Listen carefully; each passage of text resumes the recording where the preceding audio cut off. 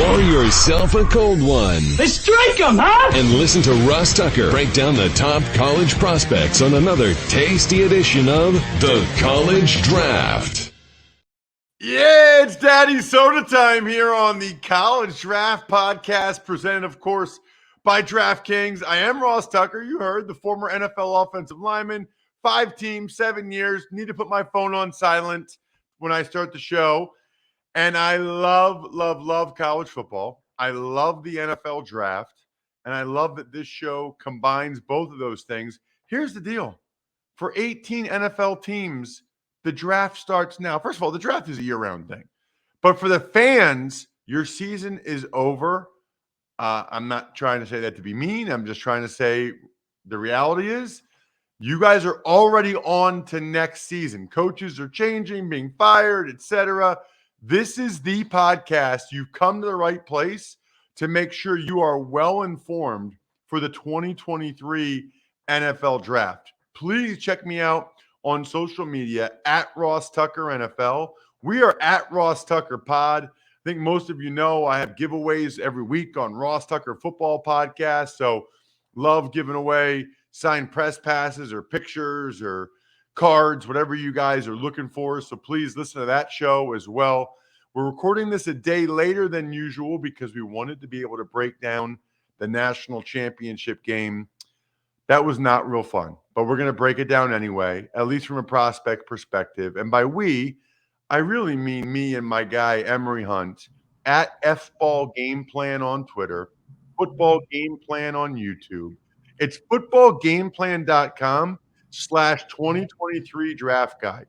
I should probably make it mandatory to buy the draft guide to listen or watch the podcast, but I don't think there's any really way to do that. So just trust me on this. Just if you've been listening to Emory, he's the man. And he's showing why he's the man right now. Those of you watching at youtube.com/Ross Tucker NFL, this is a role reversal. Emory not only is in a hotel room, he made the beds just for this show. He made the bed. You know, Emory, I always try to position myself when I'm in hotel rooms. I try to position the camera in a way that you can't see the bed, so I don't actually have to make it. But you're next level, man. You're like straight military, Emory. Well, here's the thing. This bed, the one on this side, has never been used. I've been sleeping in this one. And so, I'm up early. So I got up about an hour before we did this thing to watch some film, to break down some film, get a jump start, as I always do. And so because I was on CBS HQ last night, from the kickoff up until halftime, I had to make the bed. And the way this room is configured, there's no other way for me to sit to where I can plug in all the things that I need to really operate. So yeah, you're going to get a made bed in this situation. Your computer camera is fantastic. It's a HD Logitech. I bought this upon, say, 3 years ago. It's fantastic. Yeah, man. Right? It is so crisp and clear and looks awesome. I have a ring light too. That's amazing nowadays what people can do. So anyway, footballgameplan.com/2023 draft guide is absolutely where it's at. A bunch of things to get into, Emory. Kind of going to be a hodgepodge day. We're obviously going to talk about last night from a bunch of different perspectives, but you're all over the All-Star game circuit as well. It's funny just seeing your tweets at F-Ball Game Plan. I know a lot of these quarterbacks that are at the All-Star game that you're at. I mean, I've called games for N'Kosi Perry and Reese Udinsky and stuff. So it's why you got to be following Emory always at F-Ball Game Plan. And then there have been some interesting decisions in terms of stay or go for certain prospects. Probably more interesting to me is some of the stay decisions. So I want to get to that as well. Let's start, though, Emory, with last night's game. And I like to kind of just give you a blank slate after a game like that. I just want to get your overall thoughts before I, attempt to steer you in any type of specific direction. It was just fascinating to watch in real time a team's will to win get taken away so quickly and so early. TCU looked like they were expected to lose that game. From a mentality standpoint, they didn't. It's almost like they thought, oh, well, this is Georgia. Georgia's supposed to do this, but we really don't have an answer. Let's just try to get out of here alive. It was shocking to see, and it was only 7-0. And then they had the busted play to get down the field. You score, and then after that, Georgia goes right back and scores again. And the funny part is the things that we saw in Michigan's game against TCU were a lot of the same things we saw in this game, sans the turnovers for Michigan. Georgia did what Georgia was supposed to do, protect the ball. They knew TCU couldn't essentially move the ball consistently on them. I mean, if we're being honest, TCU had issues moving the football consistently against Michigan. There was a couple of busted plays and also the turnovers that really flipped things on its head, and a couple of wonky turnovers right there on a goal line or whatnot. But TCU really looked like Purdue in the Citrus Bowl against LSU. It was a straight beatdown, but early on, just seeing the team's will to win get taken away, I had never seen that so quickly before. Really disappointing. And I thought after the touchdown by TCU, I thought maybe we had a chance to keep it interesting for a while. Like I thought, okay, what was it, 10-7? I'm like, all right. They held them to a field goal once, and now they scored a touchdown. Like, okay, they've settled in a little bit. Yeah, no, not even close. And very disappointing. That's obviously not what any of us want or are looking for in a national championship game like that. There's a lot of specific players that I could ask you about, Emory, but I'll again go blank slate and just get your thoughts on any prospects in this game that really stood out to you positively, maybe like a Stetson Bennett or some of these other guys, or negatively, maybe like a Max Duggan. Well, firstly, we can't let North Dakota State off the hook. I'm in Fort Worth, Texas right now, about 40 minutes south of Frisco, Texas. South Dakota State beat the brakes off them to win their first national title and to do it against your hated rival in a championship game in that fashion was phenomenal. So we got shafted on both Division I championship games because neither was competitive. South Dakota State dominated from start to finish as a TCU. But to your point, look at the I don't know what you think about this, Ross, but I find this fascinating.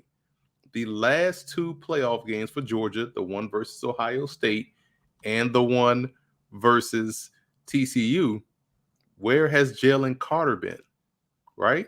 And this is someone that we're projecting to be the number one pick, or at least at worst number 3.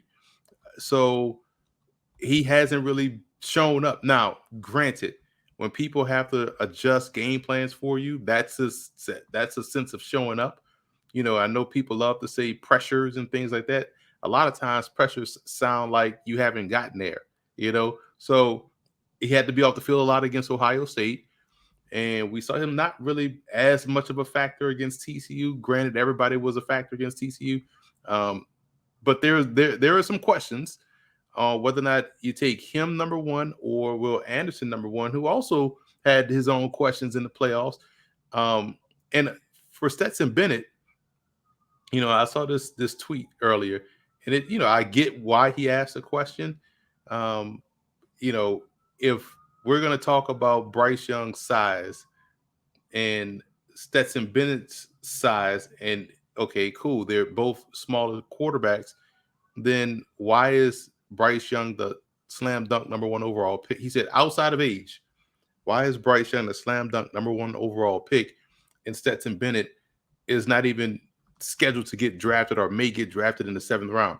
Granted, age, from my point of view, my answer to that, definitely age plays a part in that role. He'll be a 26-year-old rookie. So that puts what you see is what you're going to get. There's no upside there to Stetson Bennett. Now, he could be an anomaly and be like Warren Moon or be like Tom Brady and play until his mid-40s, right? But the average is that he's probably going to play until he's 35. But why is he considered undraftable and Bryce Young is considered the number 1 overall pick? I think Stetson Bennett, I've always, said this. Obviously, I believe if I'm an alternate league, XFL, USFL, I throw the bank at him because that's the type of players you need in that league. But now you're looking at, if you're an NFL team, we just watched Brock Purdy be Mr. Irrelevant and play well in San Francisco. Why can't Stetson Bennett at least be that? And so I think we just saw a guy that I feel like he's better than, and not saying this in a negative sense, but we watched a Trace McSorley start a game. We watched David Blau start games. Stetson Bennett can play football, in the NFL. It's just to what degree. So I do find the stark difference of two 5'11", 185-pound quarterbacks on two opposite ends of the spectrum. Totally agree. He's good. He got people, oh, he's on a loaded team. What do you think all these Alabama quarterbacks have been playing on all these years? Right. You think they've been playing with chumps around them? I mean, they've been playing with loaded teams too. Very loaded teams. So I don't really buy that part of it at all. I think the age is a factor, but also Hendon Hooker, Sean Clifford, a lot of these quarterbacks are that old now. And by the way, quarterbacks play till they're 35. So what are you worried about with Stetson Bennett's age? You're worried that he's only going to have a 10-year career and then he's going to be 35? Like, who cares? If the concern is he doesn't have as much of an upside because of it, okay, that's a conversation that we can probably have, that maybe there's not as much of an upside, but he also hasn't been playing as much as some of these other guys do. So maybe there is still more there. I tweeted last night, half joking, Emory, I said that Stetson Bennett is going to be an awesome slot receiver for the Patriots next year. Can't you just see that? I can't unsee that now. Stetson Bennett, Welker, Edelman the fourth. I mean, that dude, Stetson Bennett, Welker, Edelman the fourth. It would be hard if he didn't have Lab McConkey there. And like, if there was no Lab McConkey, I could buy your statement. But Lab McConkey helps take some of that slot receiver smoke off Stetson Bennett. Lab McConkey is an athlete. Yes. Now, they kept talking about how bad his knees are or whatever. I'm sitting thinking, like, if I'm his parents, I'm like, yo, be quiet. Why do you keep saying how bad his knees are and all the injections he needs and he can't even walk and all that? Like, that's not helping him ever get any dollars other than NIL dollars. Like, shut up, please. Stop saying that. You're not helping. But that guy, in all sincerity, Lad McConkey's an athlete. That one catch he went up and got, he looked like a deer. It looked like Bambi jumping up for the ball. Funny you say Bambi, because what I threw out there last night in the tweet, I threw out Lance Allward. I was like, yo, every time I look up, this dude McConkey is flying by somebody on a deep over route, flying by somebody on a post, flying by somebody on a catch and run crosser, and just making acrobatic catches. Granted, it may not be a one-to-one, but goddamn, every time I look up, McConkey is looking like Bambi out there. By the way, before I forget, you can download the DraftKings Sportsbook app and use code Ross right now. New customers with the NFL playoffs here, bet $5 on the NFL and get $200 in free bets instantly. Only at DraftKings Sportsbook with code Ross. So the Maryland folks, the Ohio folks, I know you guys got DraftKings there now. I think Massachusetts maybe soon. Go get it, man. Go get the free $200 in free bets instantly. Code Ross at the DraftKings Sportsbook. All right, so we talked about Stetson Bennett. We talked about Lad McConkey a little bit. What kind of pro prospect is Max Duggan, Emory? I'm glad you prefaced that by saying pro. He is, again, being in Fort Worth, Texas, been on my way down here from Jersey. I was on a plane with Shane Simpson, who was drafted by the DC Defenders of the XFL. And we chatted up a little bit because, he was flying down here because their training camp has started. They have to report. And so we're seeing a lot of the XFL players now in training camp here in Fort Worth and Dallas and Arlington, right? I said all that to say that's where Max Duggan should be. Again, if I'm a league, I throw money at Max Duggan. I let him compete there. NFL quarterback-wise, I there's limitations in his ability, as a passer, to put it bluntly, but not to disparage him. I just feel like it doesn't throw the ball well consistently enough to where he can operate an NFL offense. However, spring league, give him some more reps throwing the ball, give him some more reps to operate a pro offense, and then re-evaluate him from there. Again, older prospect, and people, I'm glad the broadcast brought up, he lost a job earlier in the year. So he was scheduled to be the number 2.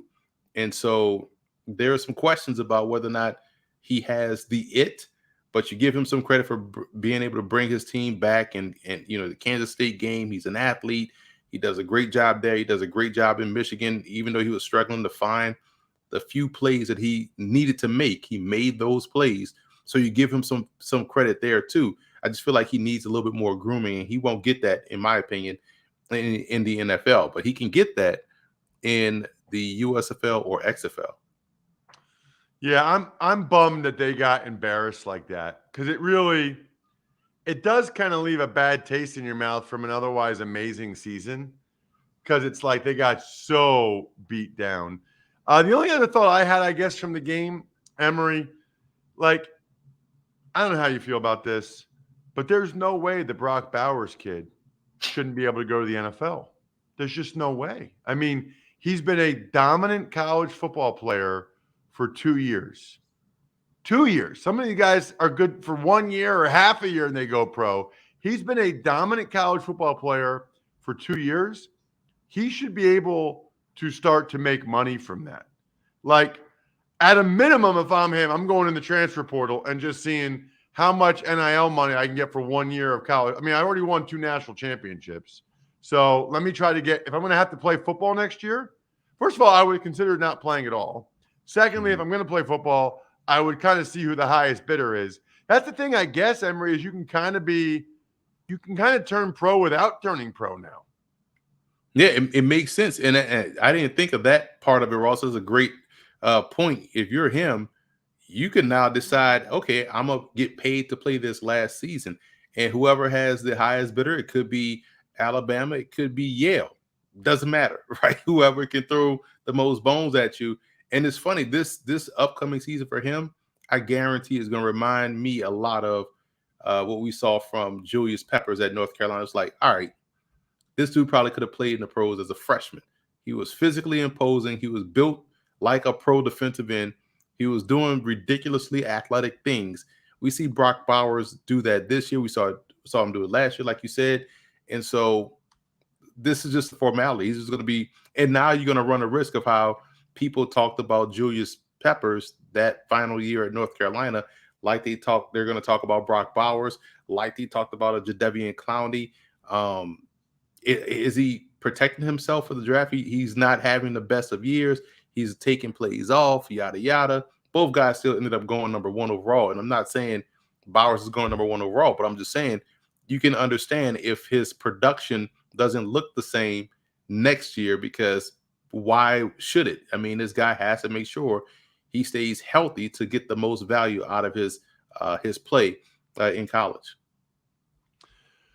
So, bunch of different things to get to. Otherwise, Emory, I want to get to your All-Star game that you're at. I mean, honestly, I gotta be honest, Emory, you go to All-Star games I've never even heard of. Like, I don't know how long they've been around. Like, tell me about the one you're at now, and who's it really for, and what teams are there. Just give me a breakdown. It's the College Gridiron Showcase. It's been around since 2014. And, it started out of Addison, Texas, and then it moved to Dallas, Fort Worth, and it's kind of been in this area, for a while. I've been coming to this All-Star game. My first year coming here was 2018 or 19, and I was blown away at the efficiency of the event. There's seminars for players with how to be a pro, how to manage money, what to look for in the NFL, how to handle the NFL or professional life. So that's part that takes place at the host hotel, which we're in now. There's different convention rooms or whatnot, meeting rooms. And then the on the field part, what makes it so unique, there's 4 groups. The first group is a small college group, which is called the Marshals group. So that was about 300 or so, or 150 players that came in Saturday and Sunday. They had a day of practice in front of scouts, and then the Sunday they had a scrimmage so they can get the full live smackdown or whatnot. Then yesterday, which is Monday, you have the 2 other groups, the upper group, which is the Marshals and Desperado or Wranglers and Desperados. So these are comprised of mostly FBS and FCS guys, and you may have a couple of call-ups from that Marshals group, which is predominantly FCS, D2, D3, NAIA. So you see a good mix of the FBS and FCS guys competing together, and with some of those guys that perform really well in the Marshals group. And they're performing today. Yesterday was an individual practice. Today we have the Desperado offense going up against the Wrangler defense, and vice versa. And then Wednesday is a scrimmage. That's a unique part about this game. There's no game at the end. It's a scrimmage, a full contact scrimmage. Each team going up against each other. And so it's been great. You have every NFL team here. You have the XFL scouts here, USFL scouts here, and personnel decision makers for the USFL. I saw a couple of DPPs, director player personnels, here as well. Some NFL teams have multiple scouts. And I will say this, for this year, it's the first time since the first year of this event that the Pittsburgh Steelers show up. Because normally the Pittsburgh Steelers don't go to all-star games where kids have to pay to participate. So it's usually 31 out of 32 NFL teams, but this year there's all 32 here, including Pittsburgh, who has sent multiple scouts. So it's been packed. Yesterday was packed with scouts and out there watching these guys compete in full practices, and it's been great. And I leave here today or this afternoon after the practices. I head out to the Hula Bowl, which kicks off today, but I'll catch practice Wednesday, Thursday, and Friday of then. So I like going to these things, Ross, because this is where we're in week 8 or week 6, or in some cases we're in the preseason, and people are like, well, who the hell is Danny Kittner out of University of Mary? Well, then I raised my hand like, hey, this is the guy that was killing it at the College Gridiron Showcase that had all the scouts going ooh and ah about what he was doing out here on the field. So who is Danny Kittner? Tremendous wide receiver, bro. Like, this dude, you talk about slot receivers, he's your quintessential slot receiver. Now, here's the thing. His quarterback, now last year they had the big receiver. His name slips my mind, but I graded him really well. He was a big physical receiver. Then they had Kittner. So they had 2 receivers in his quarterback, Logan Nelson, who I thought was coming out last year, but went back for the extra year to play with Kittner. And Nelson had a bad year, but Kittner still continued to go off. One of the best receivers in Division II. He's about 5'9"ish, about 185. Routes are ridiculous. He gets himself open, catches with his hands, catches in traffic, knows how to separate, got great body control. It wouldn't surprise me to see him get a call up to perhaps NFLPA or Shrine, or maybe even Follow Me down the way to the Hula Bowl.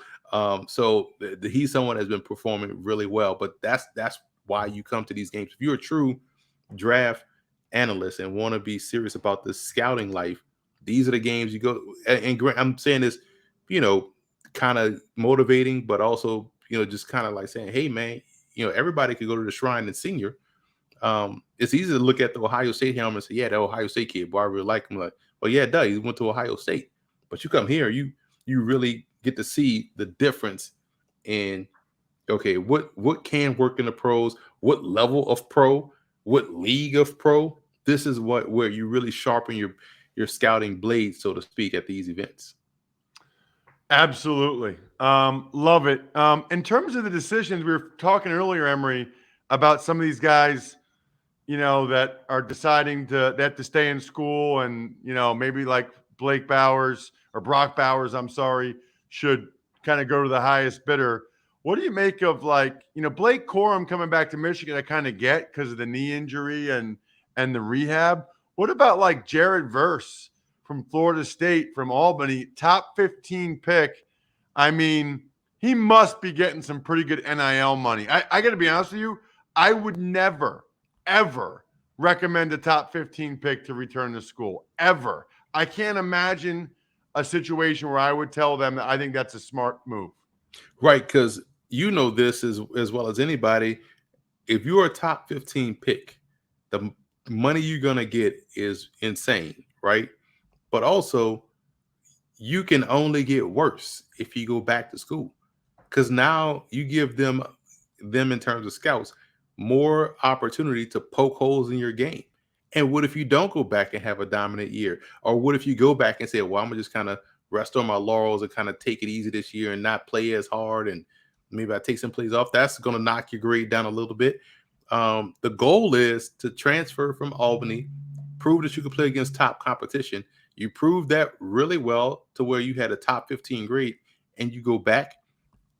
I hope the NIL money that he's gotten comes out, and so that we can say, oh, okay, they gave him top 15 money to come back. That's the only way it would justify not coming out. Plus, it's a long season nowadays in college football. These dudes are playing damn near 15 games. So you really got to understand total wear and tear on your body.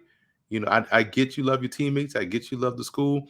Maybe Florida State has always been a dream school. You want to get more than a year there and really ingratiate yourself in the community. But you also got to think dollars and not cents, and right now he's thinking more dollars and not the cents part of it. You know what I'm saying? To play, to have a play on words, you got to go top 15. You got to go. That one was the most shocking one. We're still waiting to hear whether or not Spencer Rattler comes back. That one is more intriguing than anything because I have a higher grade on him than I do Will Levis. Wow. Very interesting. Check him out on social media at FBall Game Plan. You obviously need to go to footballgameplan.com/2023 draft guide. I am at Ross Tucker NFL on social. We're at Ross Tucker Pod, and we are going to be diving in heavy over the next few weeks into the Shrine Game, into the Senior Bowl. These are the top all-star games. We will be all over it. There will not be a place where you are more informed than the College Draft Podcast. Other than that, the keg is kicked. We are all tapped out. Thanks for listening to the College Draft Podcast. Make sure to also subscribe to the Ross Tucker Football Podcast, Fantasy Feast, Even Money, and The Business of Sports. All available at Apple Podcasts, rosstucker.com, or wherever podcasts can be found.